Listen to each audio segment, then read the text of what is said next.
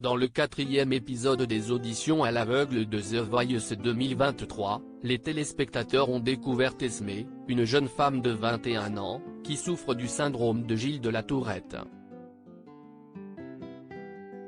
Dans le 4e prime des auditions à l'aveugle de The Voice 2023 diffusé ce samedi 18 mars, Zazie, Amel Bent, Vianney et Big Flo et Oli continuent de tout mettre en œuvre pour persuader les talents de rejoindre leur équipe quitte à user de stratagèmes diaboliques.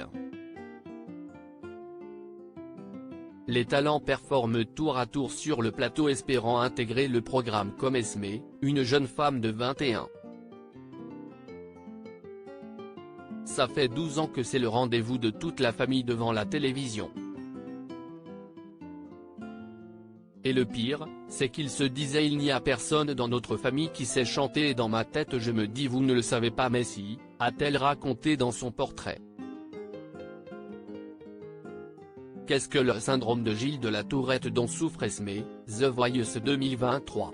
Dans son portrait, la jeune chanteuse a confié souffrir du syndrome de Gilles de la Tourette. Quand j'ai eu 7 ans, on m'a diagnostiqué le syndrome de la Tourette. Du coup, c'est au niveau de mes yeux, j'ai des contractions musculaires, mon dos, mon ventre. Des fois, je fais des petits bruits, les gens pensent que je rigole ou que je tousse.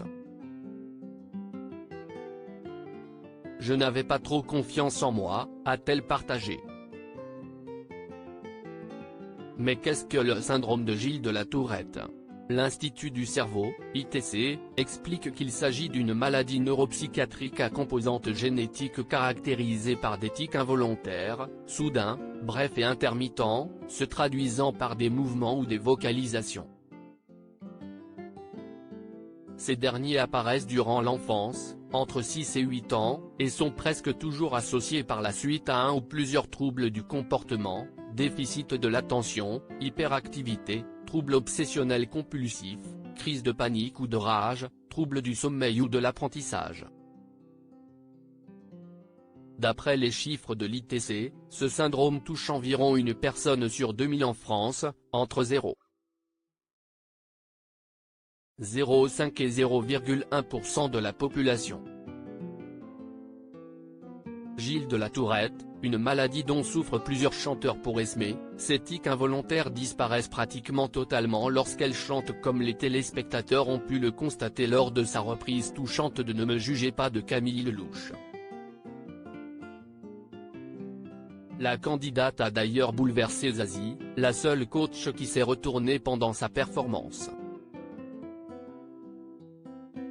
D'autres chanteurs connus souffrent également de ce syndrome comme Billie Eilish qui est mentionné par Big Flo pendant l'émission dont les symptômes ne sont pas visibles sur scène. C'est aussi le cas de Lewis Capaldi, qui a chanté l'année dernière avec Anisha sur le plateau de la Star Academy, et dont les symptômes sont encore perceptibles lorsqu'il chante. Malheureusement, ce syndrome ne peut pas être guéri comme l'explique l'ITC, même si dans certains cas, il se résorbe ou s'améliore spontanément à l'âge adulte chez environ 25% des patients. Cependant, il est possible que les symptômes s'aggravent comme pour les 75% restants, les symptômes peuvent se maintenir ou même s'aggraver.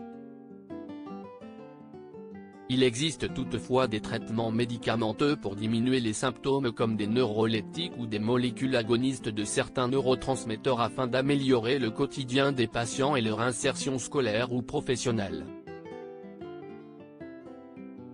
À lire aussi The Voice 2023, un candidat que vous découvrirez ce samedi 18 mars a été invité